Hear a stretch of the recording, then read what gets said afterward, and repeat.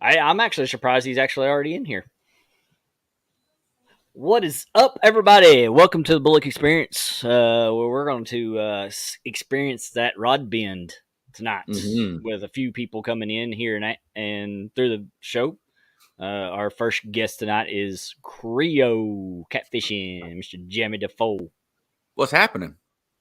So, not much, not much.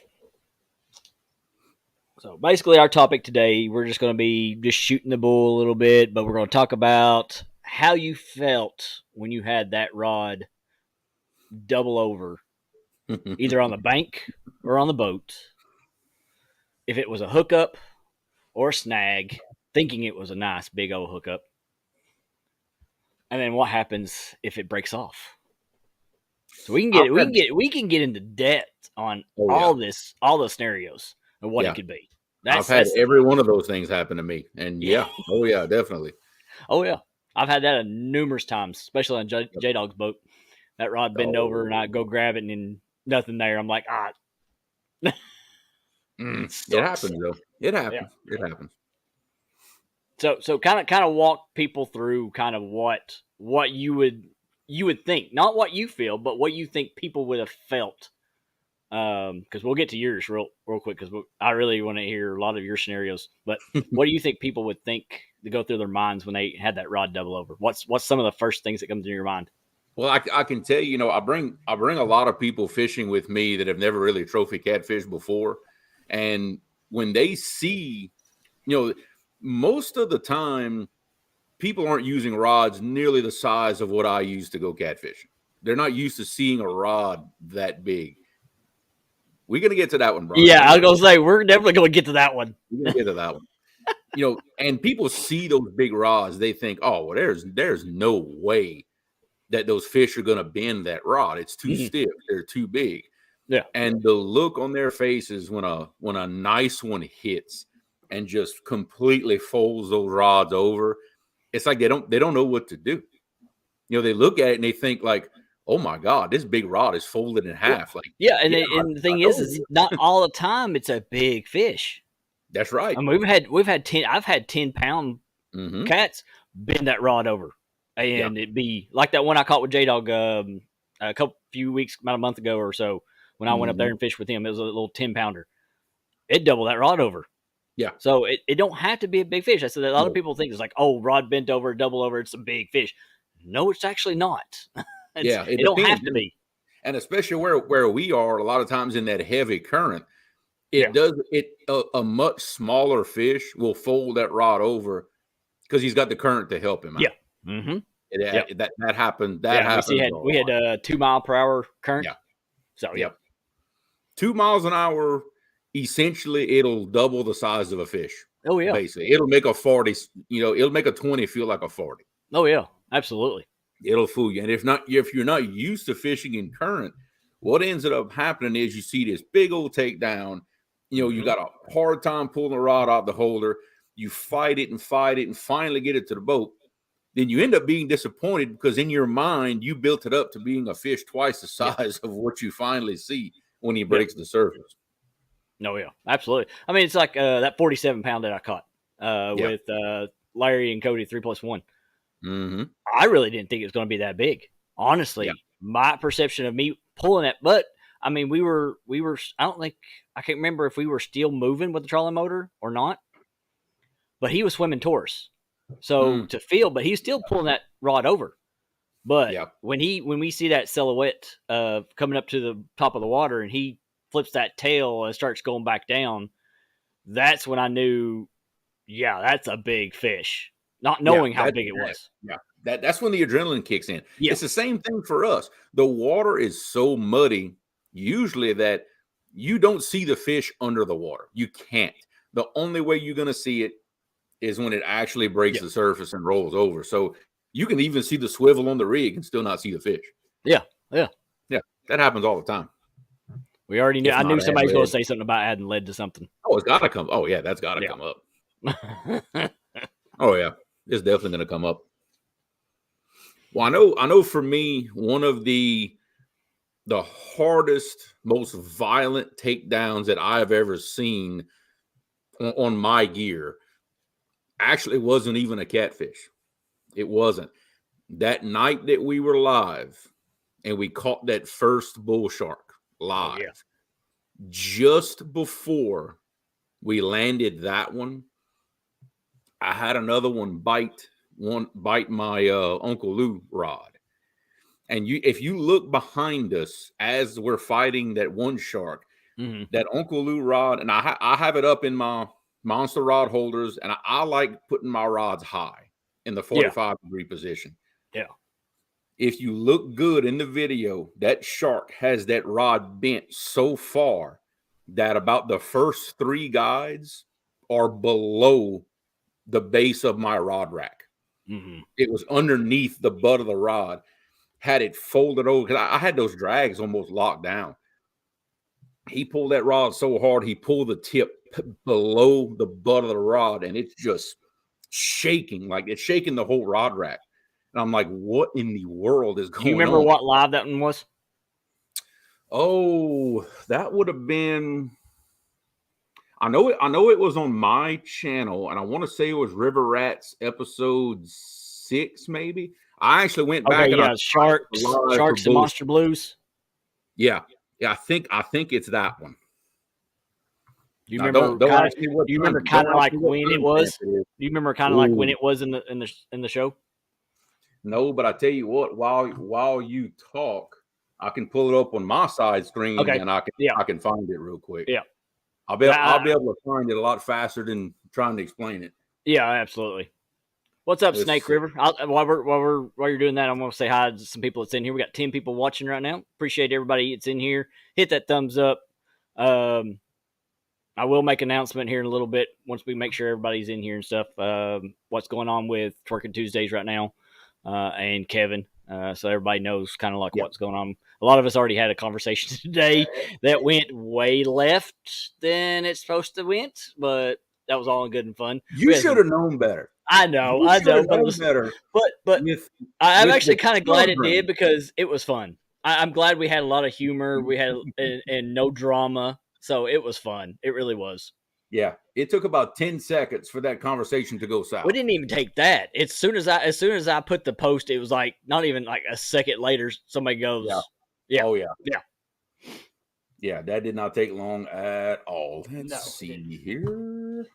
Let's see. We've got 13 people, wonderful people in here. I know Cody and Chrissy and Avid, all of them came in first. Brian B. We got 351 Cleveland.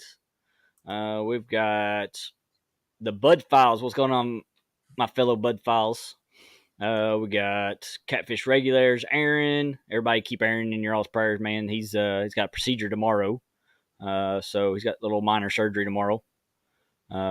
So keep him in your prayers, definitely. Indiana Chris, Dave Garchar. We've got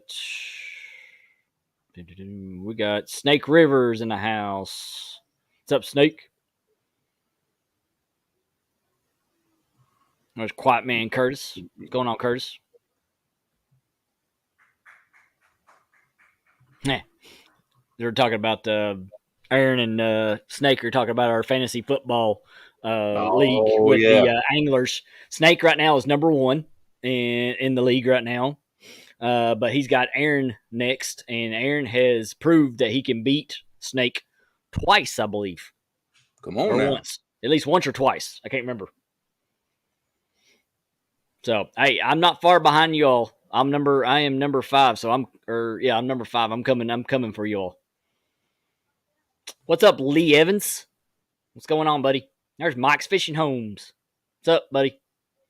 I was actually watching the clip on my side screen. You see the rod start to go down, but when it really breaks over hard, somebody stepped in front of the camera. You couldn't see it. Oh, I know. But there's on this same clip, though, on the same video, there's another one. Before we caught the shark, I had a hard takedown on that Mad Catch rod. I'm trying to find that one too. Oh, I know, Snake. I know. That's the most violent takedowns I've seen is in those bull sharks. That stuff was crazy. I'm in the same boat with my other league there, Snake. I'm number 1, and I think we're about the same record on that one. You can't win them all, definitely.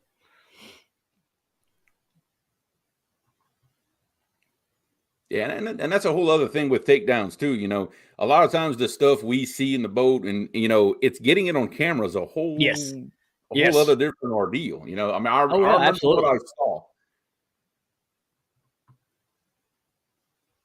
Let's see, where is it at? Where is it at? Where is it at? It's got to be right here But somewhere. yeah, it's just it's that feeling that's just like that. It's like you said, it's adrenaline rush that kicks Oh in yeah, because yeah, soon exactly. as you start seeing that little what we always call the little tips, they just start little Hmm. tapping, and they just sit there tap tap tap tap, and you're like, okay, just take it over, and then it's like either at like you said that slow takeover, which is only with a flathead. Normally, that's normally Yeah, what a flathead would do. Is it normal just pull down slow, or that blue that just goes boom and it just nails it straight down. So yeah, yeah, I mean exactly. it's just that's when it kicks in. That's that feeling. It's just like it's a high. Like I was talking to a buddy of mine today at work, and we were talking about what gives us that natural high. His is like being around his family, things like that. But it's like that takeover, that takedown, that catching that big fish is that natural high. Yeah, especially Gentlemen, after a while. What's up, What's going Mark? on, gentlemen, Mark? and I use that term loosely. Loosely, Yeah, especially after our conversation today. Yes. What's up, fellas? Kelly had asked me to come up here and Creel too. I figure I got a few minutes before I got to run back out here, so I figure I'd say Yeah. hello and be a man of my word. What's going on, Aaron, Snake River, Curtis, everybody? There's Aaron Thomas. wants to know what's your most memorable moment from this year. cool. 23.5 pound channel cat. Sorry, I didn't mean to steal that from you. Hey, Oh no! I'm with you on that one. I'm with you on that one. Mine, I don't know. I'm gonna go back to the shark. Mine has got to be catching that bull shark live. I mean that was just that's something that we've joked about. Never really thought it would happen, and lo and behold, I believe. And somebody tell me if I'm wrong, but I believe we're the first ones to do that live on YouTube in the Mississippi River. Nobody else has done it live on camera to catch a bull shark in that river. So I would definitely have to say that's got to be my number one for the year. Absolutely. So, Mark, I asked Creo a little bit ago. I don't know if you caught it or not. I don't know if you saw it or not.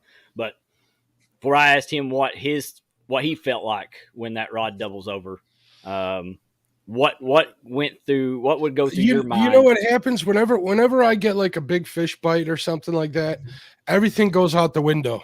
It's like, don't mess this up, Mark. Yep. I ain't even gonna lie. Yep. There's no excitement. There's no fear. If anybody's seen my lives or whatever, I totally get down to business. Yeah. And I don't know what it is. It's self-preservation. If anything, it's wanting to succeed and get that fish in the boat. Gotcha. And that's pretty much a lot of times. I'm not even going to lie. If it's a big or a memorable fish, I'll forget half the darn fight what I did. I got to go back and watch the video, see exactly what I did and what I said. And that's no lie, you know. I do remember moments like that 23.5 pounder, it tail walking, you know, or it going from the rod in the rod holder to ripping a drag off as fast as it had come off that Abu. I do remember those things. But other than that, it's always a blur. Yeah. Yeah. I agree 100%. I think I'm a lot like Mark. When that rod goes down, it's all business. Yep. You know, I forget about the camera. If I'm live, I tend to forget about everybody. The rod is down, get him in the boat. It's business at that point. And I completely agree with Mark. I don't know how many times I've gone back and watched stuff that I was in, either on somebody else's channel or on mine. I have to rewatch it for myself to see every little thing that happened because I really don't. And look, Mark's said that about me so many times. So hyper focused on what's going on. Oh yeah, dude. Everything else blacks out. I don't know what happened.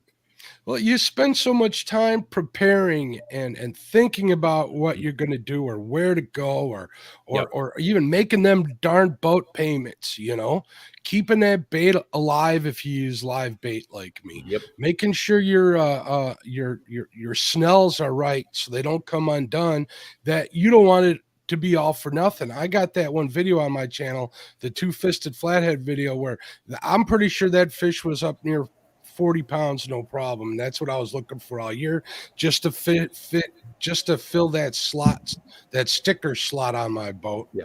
Guess it's got to wait till next year, but that's another story. That it'll break your heart when you lose them, and you don't want that to happen. Yeah, exactly. And you said it the best. All the preparation in the world, but the moment that rod bends, look, that's just like in football when the offense snaps the ball. Yep. It's all about execution at that point. All the planning in the world don't matter. Yep. Once that ball is snapped, you just got to get it done. Yep. That's what it all comes down to. Oh, yeah. What's up, Mr. Lee? How's it going, everybody? Good. Good. So, question goes out to you, Chris. What is your thoughts? What do you feel? What did you feel like when that rod doubled over, especially when you had your big monster blue cat? Well, I mean, it's same thing these other guys have been talking about. One of the things that goes, because I'm still new, and are those knots good? Did I snap? Did I nick that line on that last time we're drugged through that snaggy stuff? Should I have rubbed my fingers down that leader before I put it back? And then it's even more exaggerated when Telly's got the fish on, because now I tied those knots. I was the one that put that float on it. I did that. If she loses that fish, that's my fault. It's your fault. It'd be his fault. Yeah, we know. It's always his fault. Hi, Telly. Hi, Telly. Yeah. I appreciate that, Steve Ransom. If they want to do that, that's up to them. I'm not going to force them to share out on their channels and stuff, but that's up to them. But I appreciate. But it's for me, it's excitement. Especially when she's got that fish on. Man, there's nothing better for me than watch her catch that fish. And I'm excited. I'm happy. I want to jump up and down and everything, but at the same time, I'm trying to stay calm. And I'm also thinking, did I do everything right? Oh yeah, absolutely. I'm the same way as you, Chris. I mean, I'm new to it too. I mean, I don't get the many years in as what Mark and Creel's got. I mean, I'm the same boat with you. I mean, I got 2 years into this full time doing this. So mine's always that way too. The line is, my knot's good. Am I using the right? My biggest thing is, am I using the right bait? Am I using the right hooks? But then fish is already on. Don't worry about it. The fish is already on. But I mean, it's like, up. Is that hook right? Is it sharp enough to stay in its mouth? Did I hook it right? Is it just got the bait in its mouth, or do I need to? I mean, I've got so many scenarios going through my head. Yeah, and I guess that's with not having the experience, is because I'm letting all those scenarios go through my head. Look, I've been doing this for maybe a little longer than y'all two. You still get the same things going through your head. I don't care how long you've been doing this, especially now. It may take a little bigger fish to put that in your mind. For me, before I see them, it's all business. Everything's fine. I'm so meticulous about checking my rigs that I'm confident I'm good. But when a really big one breaks the surface, all that goes away. It's like, oh no, it's big. Don't lose it. Don't everybody's got to do their job right. The intensity kicks up a lot when you see the size of it break the surface. I will say that. I don't think I'll ever get over. I mean, like when Telly caught her 70, I knew it was a good fish. Yeah. But when it came up, and when you see that fish for the first time, and you see how big that fish is, yep, you say words that we can't say here. That's right.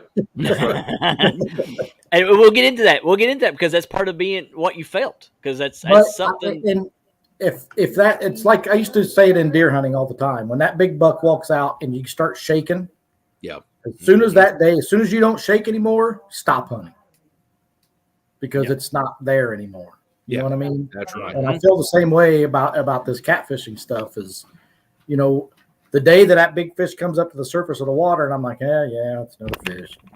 That's the day we should probably quit. Because I don't think that day will ever happen. Yeah. Nah. Especially if it's been a while since you caught a big one. No. As long as we're still or hunting for that bigger fish, I don't think that's ever going to stop. No. And we know that I think when we get to the point where we've caught all the bigger fish that we think we're going to catch and we start catching little ones, I think that's when some people's mind, not everybody's, but some people's mind's going, either I need to give it up or I need to try something different. You have those two scenarios. Either I'm done.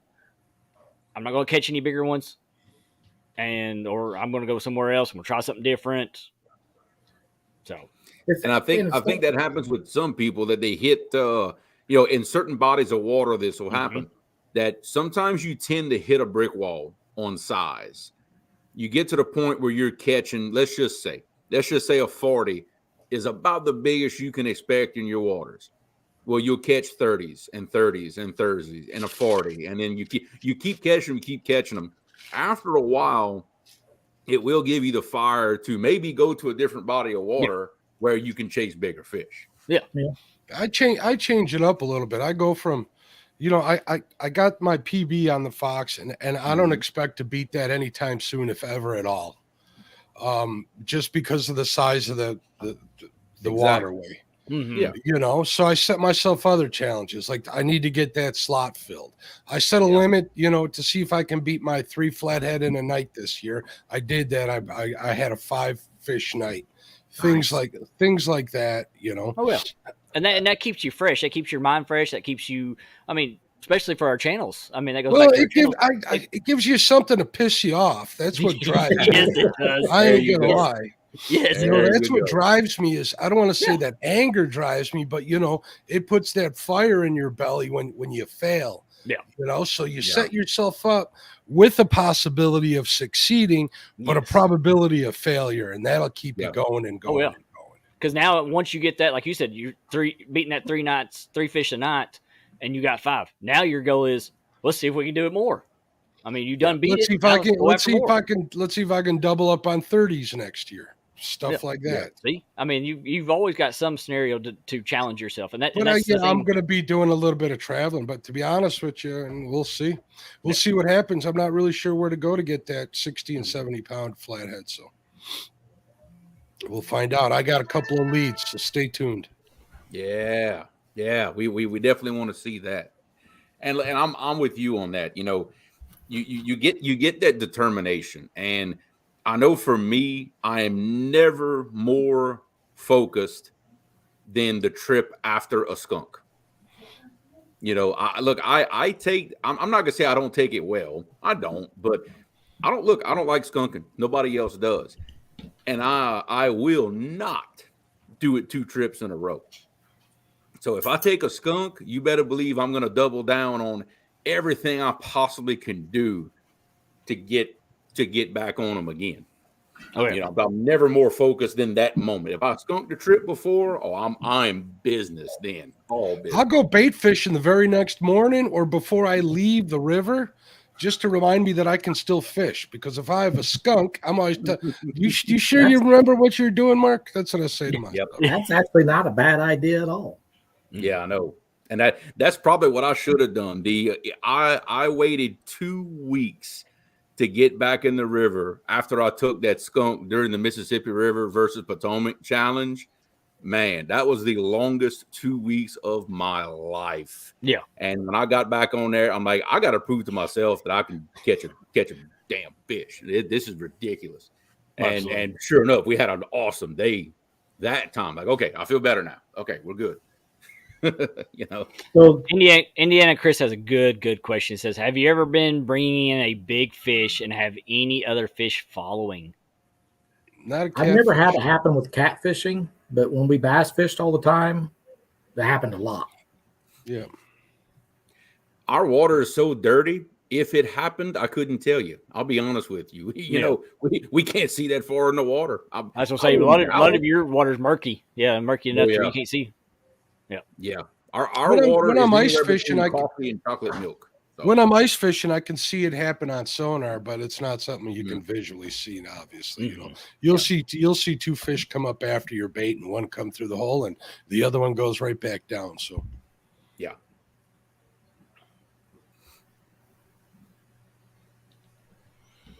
Well, we got a few more people walked in. There's 922 Crappie Barbecue. He's got a little 2023 challenge for him. He wants to beat his lake record, which is by my dad's birthday, and we'll have to be gone 5 years. So there you go. There's a challenge right out. Yep. So they're in here talking about sturgeon. They're in here talking about sturgeon, but it's by snake, not stand to. So I told Telly the other day, what I want to do for next year is keep a journal. And the way I'm going to make myself do it is I want to set a weight goal for the year. I don't know what that's going to be, but I figure if I do that to set a weight goal, and I got to write the weights down anyway, I might as well be writing down everything else. I got so you. I'm hoping that's a way to get me going in this keeping a journal thing. Yeah. I got you. Now, I have a question based on that. You want to set yourself like a total weight for the year goal, or like just a single big fish goal for the year? No, a total weight for the year. Catfish weight. Got you. There you go. I like that. I also like what Tom from LG Bass did. 365 fish. Yeah. I mean that's accomplishment. I mean, somebody catching 365 catfish in a year. Yeah, and he did it with room to spare. He did it. Yeah, he did it with room to spare, and he went over too. Yeah. Yep. So I mean, he accomplished it big time. Yeah, I know a few guys who did that, counting fish for the year. One we all know, he blew that out of the water. So I don't know about number of fish, but yeah, but if I could fish Eric, as much as he does, though, you know, going back and watching the videos and stuff's not the same because you're not always saying what the water temperature is, what the weather temperature is. No. I mean, very, very few times I've actually sat in your all's lives that you actually talk about temperature of the water and things like that. I mean, normally you're fishing. I mean, you're concentrating on your fishing. Yep. So unless somebody actually asks, rarely does most people actually say what their water temperature is. So, yeah, water temperature drives my fishing a lot, Kelly, more than you know. Oh, I'd say so. Yeah. I bet. Different parts of the river have different temperatures. It depends which way the wind's blowing, if it's out of the wind, if it's shadier on the one side, if it's narrower portion of river, which means deeper, things like that. You'd be surprised what 1 degree or 2 will do. Oh, yeah, I imagine. You know, and on Mark's thinking on that one, I kind of have the same issue going on, except it's from 2 different rivers. You can almost, at this time of year, it's almost like having a hot water faucet and a cold water faucet. But depending on what dams are running and how much water they're flowing, depends on how much hot or cold water I've got flowing. That changes day to day. I've seen as much as a 12-degree shift on either side of a current seam. You know, because that's where they mix, and that makes for some crazy fishing sometimes, and it's you got to keep up with all those things. They want to know if that's a red-nosed poodle. Yeah, I saw that. It's a golden doodle. Mark, how's the pups? I had to ask. They're good. They're upstairs with Mom. We're waiting on Chinese food to get delivered. So there you go. Wow, that's what Cody had for dinner. Oh yeah, salt and pepper shrimp. Here I come. Oh, so you say shrimp more than twice. Lyle shows up. Yeah. I don't blame him either. Yep. 922. That all species water temp is a key factor. Yes, it is. Yeah, It really is, absolutely. honestly. it is. And I'm getting, and thing is, I've told a lot of people, I'm more like a sponge. And Tim Epic always tells people that I retain a lot of information, especially when I'm talking to him. So I'm learning if I'm not chatting in your all's chats, it's because I'm sitting back and I'm actually just learning. I'm watching everything you all do. I'm just mental pictures of exactly, okay, you're fishing off the ledge, you're fishing off this point. Because I'm like, okay, you're doing this because you've seen something on your scope that tells you that's a good spot, or you fished it many years. You know how these fish are, that you can kind of determine, hey, they're going to be, if I'm going to catch one, they're going to be right here.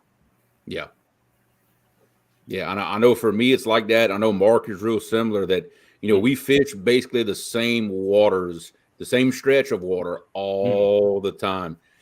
And you get to learn it so well to where you can not only make, you can make decisions on patterns, but you start getting a little predictable with it after a time.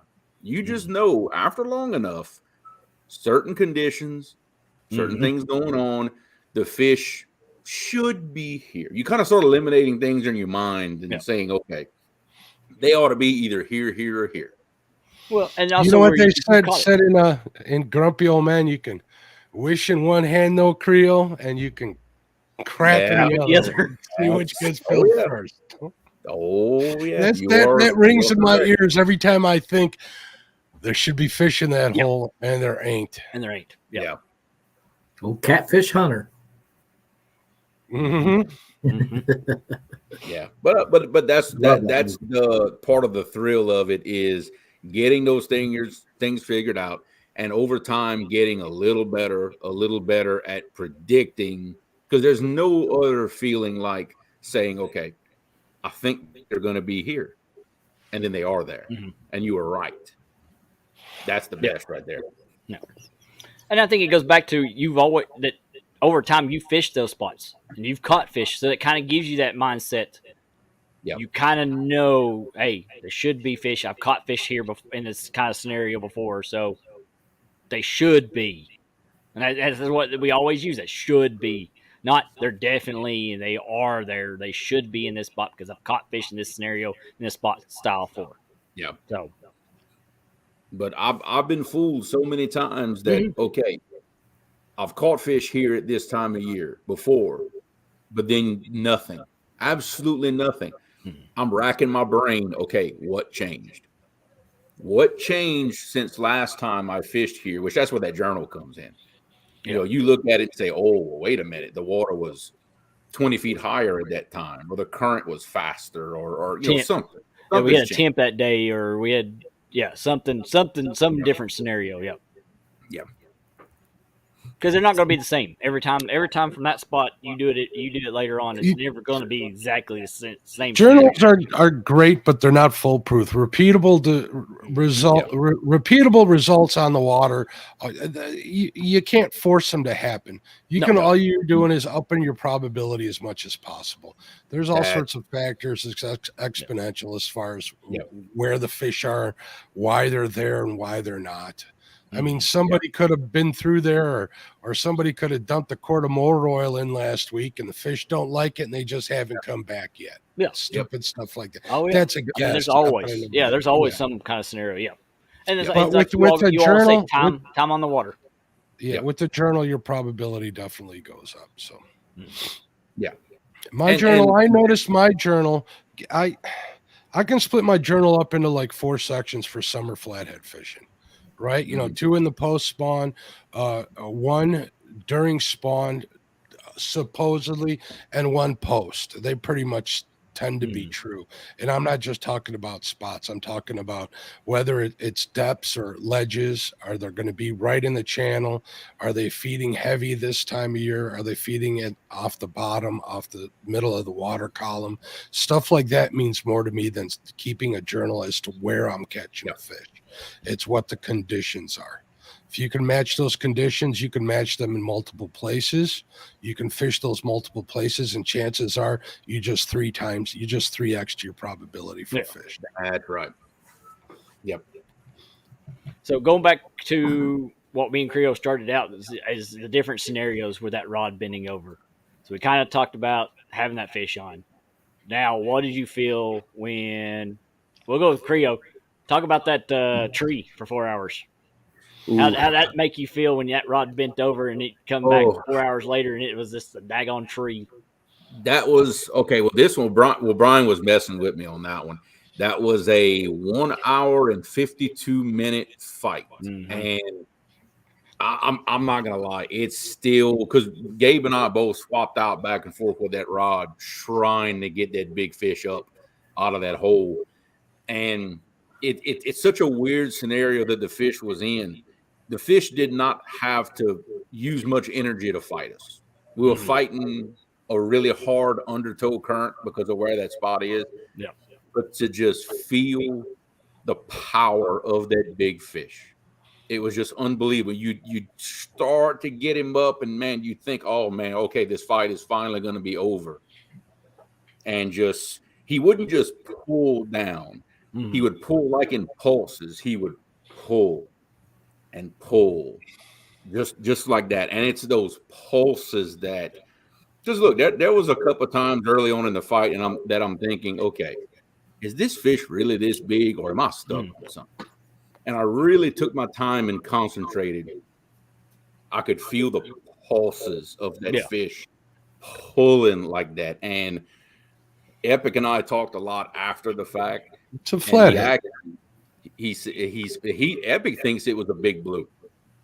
He thinks it was a massive blue. In his words, he said way over 100 pounds. Nice. Cool. He said by the timing of the pulses, how far apart they were, he's saying it was way over 100. Now, could it have been 120, 150? I'll never know. You never know. Yeah. No, I'll never know. Is this one, because I remember watching a live that you were fighting. Is this the one that got a line right around that pylon? Yeah. Okay. What it is, we caught that fish right at the face of the outlets of that hydroelectric plant. And by every gate, they have some big I-beams that stick up vertical along the concrete. Yeah. What happened as he came up, he wrapped around one of those I-beams. And at that point, I knew I couldn't do nothing with him. I wasn't getting him loose. Yeah, because I remember you driving around and around and around trying to figure out where he's at. And that could have been, and you could have made it worse by doing that too. You never know. And to be honest, I probably did. I think what happened, that line got between that I-beam and that concrete. And that sudden stop I was feeling was my rig hitting the gap between the I-beam and the concrete. At that point, when I started driving the boat around, I already had in my mind we weren't going to get that fish. At that point, I already knew. I just owed it to myself. I owed it to Gabe to try.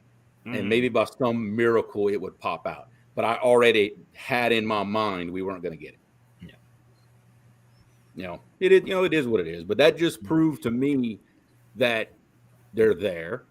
Yes. Now, unfortunately, I can't fish that spot anymore. I can't go there anymore. I can't go close enough to that hydro to get in that hole anymore. Because ever since that other company bought the hydroelectric plant, they've now restricted how close you can get to it. So I can never go back to that spot. Not without fear of getting arrested. So it's one of those things. Yeah. Well, if you do that, make sure it's on film so we can watch you get arrested. Yes. Yes.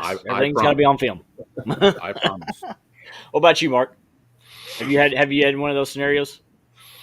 I just know, because I've been fishing in 4 to 6 feet of water. If I lose fish, they're at the boat. I've lost a couple salmon that have broke my heart after like 1,000 casts and 4 hours of standing on concrete all night. Things like that. That kind of stuff will break your heart anytime, or you kick yourself in the keister because you think you can boat flip even a little channel cat that you're thinking you're going to bring home and make some tacos out of ends up coming off the hook. I've done stuff like that, but as far as having a fish dive into a hole that I thought was that big, I have not experienced that. No. What about you, Chris? So I'll preface this with saying Telly and I have lost fish, Mm. but the fish that we've lost have not been, oh my God, that was a giant fish. Yeah.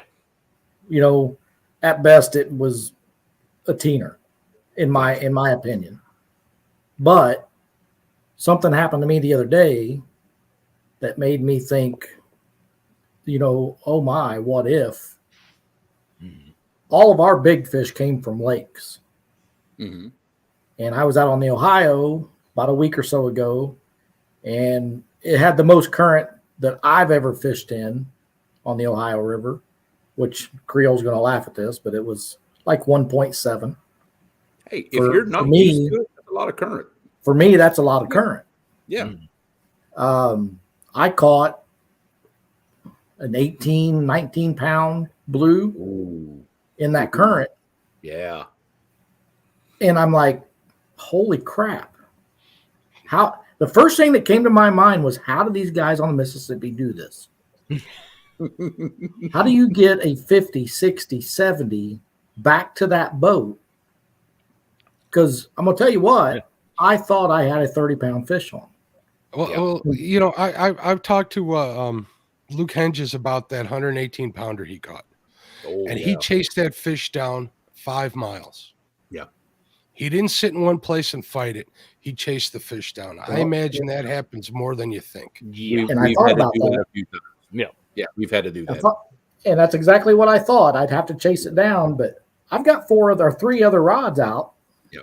I'm in the boat by myself. Yeah. I'm going to have to put that back in a holder, get those rods in, chase this fish down. Well, that's another option. Yeah. Fish is that big, I'm losing tackle. Sorry. Honestly, yeah, that's about the smartest thing to do is clip the lines and go.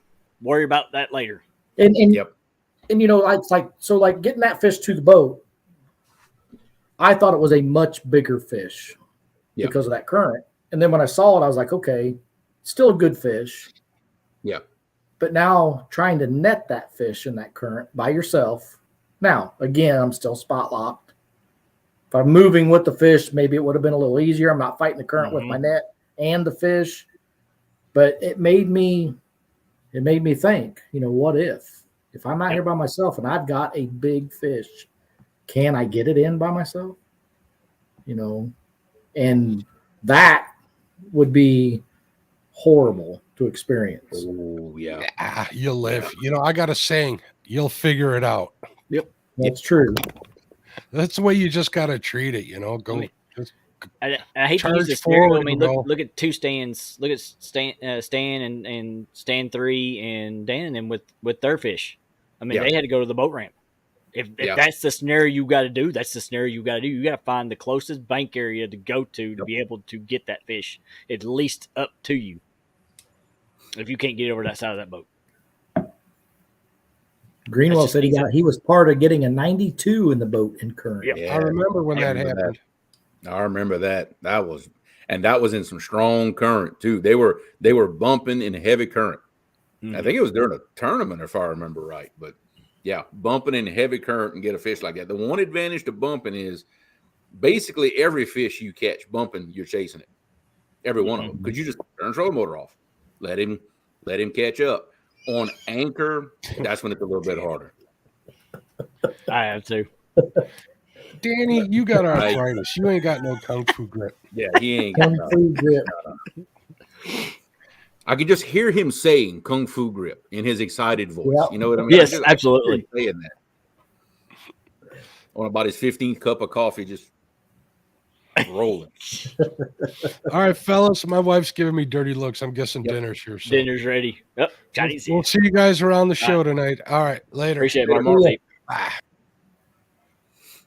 Now I know for us in the heavy currents, a couple of things happen, and it takes discipline to do it this way. But this is Epic that taught us this, and it's helped us out.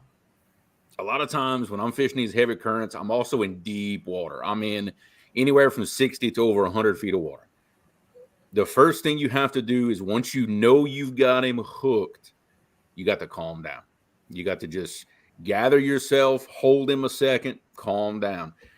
Epic describes it as like leading a big dog on a leash. What happens if you try to yank that big dog around? What's going to happen? He's going to yank back. Yeah. You don't want that in heavy current. Basically, you want to just pick the rod up. You put a little pressure on him, but you lead him along the bottom. Don't let that fish come up yet. Instincts tell you to bring the fish up. Oh, yeah. But what Ain't happens quick. in the Ain't heavy quick. current? Yeah. Yeah, in heavy current, you bring that fish up. That fish knows. He opens his mouth. It's like a drift sock at that point, and he's just going to drag you down, and you got to fight that. You lead him along the bottom. Easy, easy, easy. Just put pressure.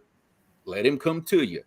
When he just about gets under the boat, then you start bringing him up. You've got less line out. You got more control. Now, current will fool you. Now, as Chris said, current will fool you as to how big a fish is. But there's one thing that when you know, especially when you're bringing them up out of deep water, you bring them up slow. When they get about 10, 15 feet under that boat, a really big fish, he'll dig and he'll try to go down again. That's when you know how big he is. Yeah. When he about 10, 15 from the boat just makes a dig and you ain't got no choice but to follow him down with the rod, he's big. He's big. That's when the adrenaline really starts kicking in because we know, okay, this isn't just a current. This is a really big fish. We need to get all right. That's when you see us shuffling around in the boat. I'm moving here. Somebody, my net man's moving here. We're getting everybody in position because we know when that fish breaks the surface, I want a net on. Yeah. I don't want to give this fish a second chance. So get everybody in position. It's all business. Get him in the boat. Whatever we got to do. Now, Greenwell made a comment in chat, says, but when a 92 starts going upriver, that's fun. And Yes. I mean, I don't know. I haven't caught a 92 in a river, but one thing I do know and have experienced is when that fish starts going upriver, you know it's a bigger fish. Yeah. Yes. Yeah, them dinks don't do that. That turns that adrenaline and that excitement. Yeah. You know, you've had that from the takedown. Now you're fighting the fish, and all of a sudden, oh my, he's coming upriver. Yeah. That ignites it all back up again. You know? Now let's switch that because I've got one scenario left. We got about 13 more minutes in the show for the show. Scenario is rod doubles over. You went to reel it in and pop. That feeling. I mean, it's like somebody gut you. It's like somebody gut you on that one. I have actually never had that happen with a catfish. Now, I've had it happen with those sharks. No, I've actually never had one just break off. Like let's say once you took the break rod off. down, It either didn't have the hook in its mouth, or if you have a demon dragon, it bit the demon dragon, and then when you reeled, it just popped. It just didn't even have it hooked. The only time I've ever had that happen to me is fish that I knew were really small, and I just couldn't get a hook in them. But a really, really aggressive, hard takedown, I've actually never had that. Maybe it's a northern thing because it happens up here all the time. Yeah, I mean, I was gonna say it's happened more happens. Yeah, I've seen them go down and then bounce, and by the time you get up there, and then there's nothing there. Yeah, it just goes boop. It's right back up. I can't say I've ever had that happen. I'll be honest with you. For us, once he really folds the rod over hard and keeps it down, he's hooked. Now we've lost some right at the boat though. See, we've had them where we saw them. They were on the surface, getting ready to get a net and start rolling over and kick a hook. Now that to me is a sickening feeling. Oh, he yeah. was right there. Yeah. Kick a hook and go right back down. I've had those takedowns. It's just like as soon as you see it, you know that fish is already hooked. Yeah. By the time you get up and you get to that rod and then you grab the rod and there's nothing there. And you're like, how in the world? Yeah, that's when we start calling rubber hooks. That's when we start saying, are you using those rubber hooks? Because it's like, how in the world can that fish not have that hook in its mouth and hooked on the side? I mean, it doubled the rod over, and I think nothing. what happens in those scenarios is they are hooked, but they're skin hooked. Yeah, or they're hooked. You know, they're hooked. Obviously, they're hooked. Very that rod edge. over. Yeah. But they pulled hard enough to pull it right through that skin or wherever it is they're hooked. Yep. It just wasn't hooked good. Yeah. That's why I believe in a hook that has a wide gap. Yep. A nice wide gap hook will prevent that scenario 95% of the time. If you've got your bait hooked correctly. That's the other reason that things like that happen. People tend to hook a hook too deep in a piece of bait, cover up that gap a little bit. And that what'll happen, the fish will grab the bait, but the circle hook has a chance to slip out, but not hook. It slips out of his mouth completely. Yeah. I mean, I've had that scenario, and I know we've seen it too on some of the show lives I've been on or anybody else's. Is I'm like, that fish is on there, but you reel down or whatever. It is like, how can it not be in there? Because it's got either the bait's too far down below it, so there's too much bait on it, and you didn't hook it right. Yeah. Or to me, sometimes, did it even grab the bait or the hook? Did it grab the demon dragon on top? Well, I think it was a fish because it thought it was a fish. I don't use demon dragons, so I'm convinced that when those things happen, they're skin hooked. They were hooked. They just weren't hooked very well. Yeah, they weren't hooked good enough to keep that hook in their mouth. Yeah, because you'd be surprised. I mean, when that catfish latches on a piece of bait, it's got a very powerful bite. It's gonna hold on to it, and I think that's what happens. He grabs it, he swims away. That's what pulls that rod down so hard. But as the leader is slipping back out of his mouth, the circle hook should catch it. But if you've got the hook hooked too deep in the piece of bait, the circle hook should just slip on past his jaw. It's just going to come out. You're never going to hook him at that point. That's why you get a hook back with no bait on. Look who's joined us. What's Mr. up, Kevin Kevin? Palmetto. Yeah, I had to say Kevin jumped out of the chat earlier this afternoon very quickly. He said when he had something else to do, he didn't want to be part of our little chat on Nation. I don't blame him. He come out of that deal pretty good. I'll be honest. Yeah, I know. He's like, yep, I'm there. Boom. He jumps out of chat. He's done. He don't want no part of the group. Yeah, it went downhill quick. It still went downhill. Even to the very last, it went down the hill. Yep. But it was fun. It was fun. All right, fellas. I got to step out of here in a minute. We Roger and I, we got Epic on the show tonight. Yes, I got to get in and go go get prepped. You want to plug it? You want to plug it real quick before you leave? Absolutely. In 7 minutes, Muskrat Adventures channel, chat with Muskrat and Creole, the one, the only Epic Catfish on the show tonight. So grab a snack, grab a cup of coffee. It might be a long one tonight. So is he going to wear a Santa hat? Is he going to wear a Santa hat? I hope so. I hope so too. It'd be cool. All right. Appreciate it, man. Thank you. All right. Chris, take it easy, brother. See you, Creole. So the one last thing I want to say, I heard you ask somebody earlier, I think it was Creole, but what the highlight of their year was. Yes. And I would like to say that the highlight of my year, no questions asked, is Telly's Big Fish. That was the most fun by leaps and bounds that I had fishing this year, is watching her catch that 70. I mean, don't get me wrong, I had a lot of enjoyment catching my big fish. But when she caught that 70, it was, I mean, everything about it.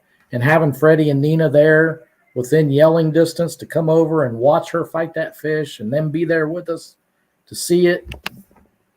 I mean, it was, I don't know what else. Well, I know what more I could have asked. I could have had a video camera running, which we didn't. But other than that, I mean, that was, as far as fishing, that is the highlight of my year. Oh, absolutely. I mean, mine I had to say is it. Honestly, it wasn't the 47-pound blue. I mean, that don't get me wrong, that was the greatest thing I've caught all year. I mean, I loved it. I mean, that's my PB.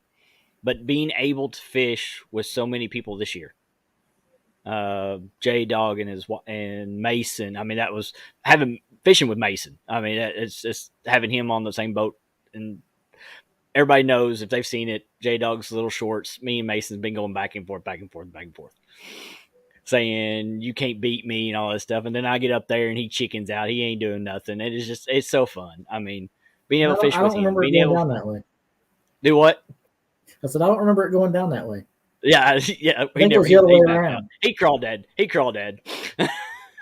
But fishing with Jeremy from Fin Seeker, fishing with Larry and Cody, and then I gotta say, even with Lee Evans, it's me and him got along real well. It's always a hoot. It was always a hoot fishing with him. It is. It really was. To meet people on YouTube Yes. and become friends with them and get to fish with them. Never in a million years would I've ever dreamed No.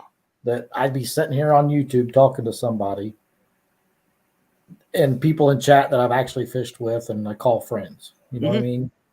It's just unbelievable to me. Yeah. And we love it and we want it to continue. Oh yeah. And we'll with see. that, What I'm going to drop down out of here. Yeah, and we'll see. And the thing is, that's the thing about having Catfish Conference, CatCon, is being able to meet other people now outside of just YouTube. So I will be seeing everybody in February. As of That's right good. now, I will be there. That's awesome. So- Looking forward to it. Oh yeah, absolutely. But All right, so I'm going to drop down out of here so I can go get some stuff done before Muskrat Show starts. Muskrat Show in 4 minutes. All right. Thanks All for right, having me, appreciate it. Kelly. Appreciate it. All right, Bye, no everybody in chat. See you in about 4.5 minutes. Appreciate it. 29 awesome people in here. Appreciate everybody that's in here. Like I said, tonight was all about what it felt like. And challenge for everybody in the comment of this show. Give me what you felt like when you had that rod double over. Either the scenario where it was a big fish, it broke off, any scenario you could think of that rod double over.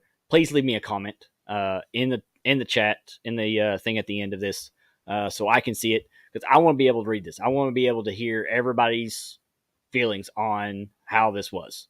So we had Creo, we had Mark, we had Chris up.